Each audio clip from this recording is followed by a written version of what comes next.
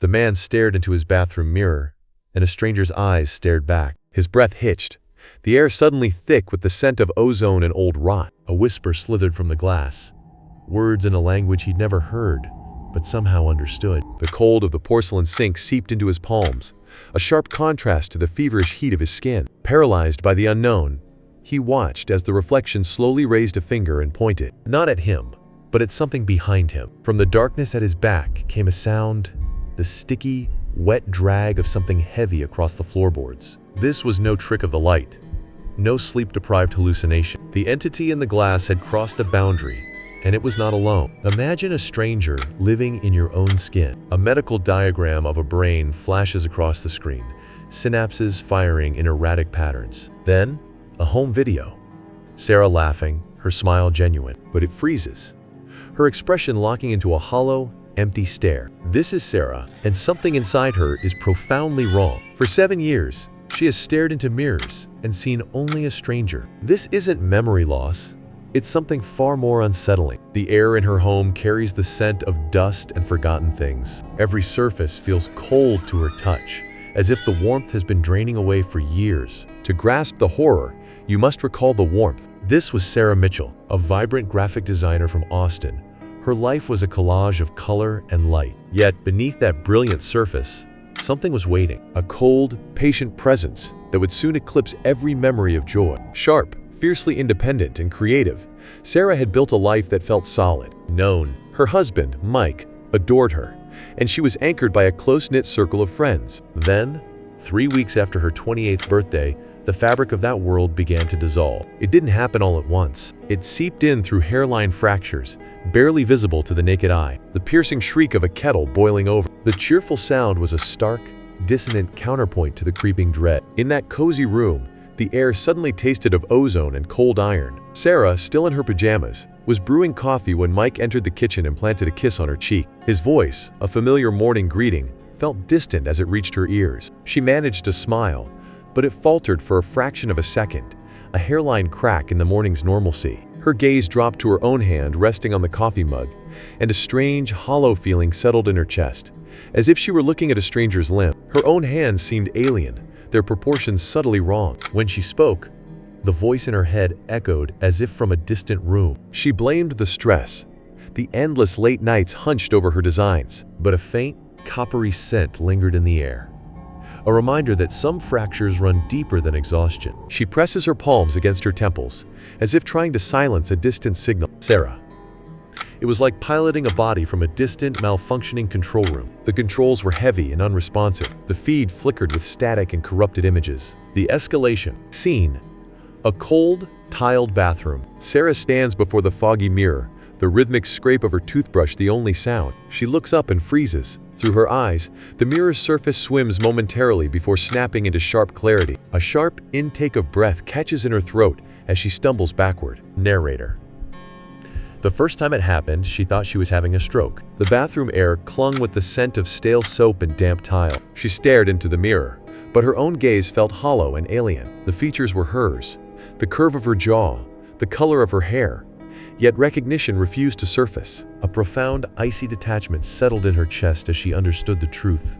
The reflection was an imposter. A meticulous mannequin wore her entire existence. Sarah's breaths grew shallow and rapid. Her trembling hand rose to her cheek. In the mirror's reflection, the woman mimicked the gesture perfectly. The movement was synchronized, but the meaning was shattered. Sarah's voice trembled as she confessed. Logically, I knew it had to be me. The mirror was functioning perfectly. Mike had confirmed it. But that knowledge felt hollow, a sterile fact, like memorizing the capital of France. The disconnect between what I knew and what I felt in my bones created a rift that no logic could bridge. There was no feeling attached, no sense of me remaining within her. Sarah avoided all mirrors, shrouding them with sheets, as if hiding from something only she could see. Mike watched, his worry deepening with each passing day as a primal dread took hold of their home. Doctors were baffled, unable to explain the creeping absence that had hollowed her out. It wasn't blindness. Her vision remained unnervingly sharp, nor was it prosopagnosia.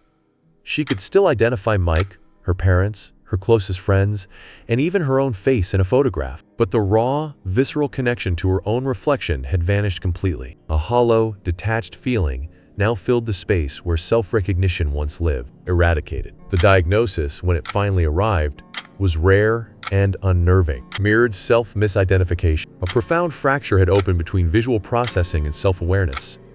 Her brain could still see Sarah, but could no longer feel Sarah as her own. In the neurologist's office, the air carried the sterile scent of ozone and antiseptic, cold and sharp against the skin. The doctor leaned forward, his voice a low, steady whisper that seemed to absorb all other sound. "Sarah," he said gently, "the brain is a storytelling machine. Yours is now telling a new story about your own body." The climax wasn't a single event. It was a daily, silent horror. Getting dressed became a crisis of the mundane. The air in the room felt thick and stale, like forgotten dust. Every choice was a question whispered by the walls.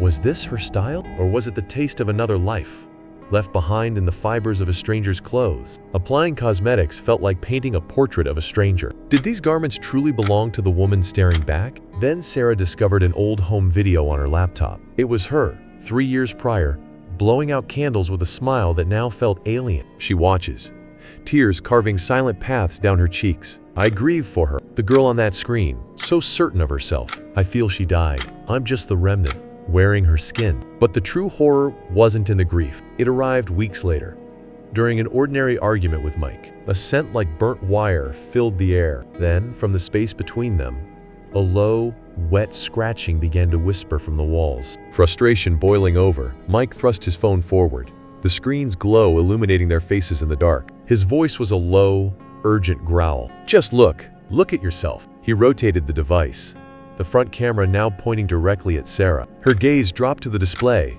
and the air grew thick with a sudden, metallic scent. The stranger's face twisted with rage and bewilderment. Sarah screamed, not at Mike, but at the reflection. "WHO, are you? What did you do with her?" She swatted the phone away, collapsing into heaving sobs as Mike held her, his expression a mask of heartbreak and helplessness. In that moment, the true horror crystallized. The enemy wasn't in the mirror. In the silent, rewired corridors of her own mind, a civil war raged, where the only casualty was her very sense of self. A metallic tang of ozone and the faint, sickly sweet scent of decay clung to the air of her memory, the phantom smells of her fractured psyche. Her breath hitched, the only sound in the void, as a deep, primal dread took hold, colder and more absolute than any physical touch. Now in the present, Sarah sits for an interview, her back purposefully turned to a large mirror shrouded by a heavy, dark cloth. Her voice was steady, but her eyes held a profound, unending sorrow. "I've reached a fragile understanding with the stranger. We have an arrangement. I avoid her direct gaze for too long, and she permits me this existence." She lifted a recent sketchbook, its pages filled with dozens of meticulously drawn, unnervingly precise pencil portraits. The pages were filled with her own face, drawn again and again. Sarah traced the curve of a cheek, the exact set of the eyes, with obsessive precision. She was trying to learn her own features as if they belonged to a stranger. The air in the room grew thick with the scent of graphite and something faintly metallic, like old coins. Maybe one day, the knowledge will become a feeling again. Maybe not. The air was thick with the scent of old wood and forgotten things. She turned, and with a slow, deliberate motion, she began to pull the sheet from the mirror. She didn't look at her reflection. Instead, her gaze settled just past the glass, locking directly onto the camera. Onto us. A faint, heartbreaking smile. Sarah's story forces us to ask a question we rarely consider. What is a face without the consciousness behind it? Is your reflection merely a biological arrangement? Or is it the anchor point for your very soul? She exists in the thinnest of spaces, the fragile membrane between a face and its owner. And as you look at your own reflection today, you might feel a subtle, creeping unease, wondering what invisible filament still connects the you inside to the person in the glass, the woman who forgot her face.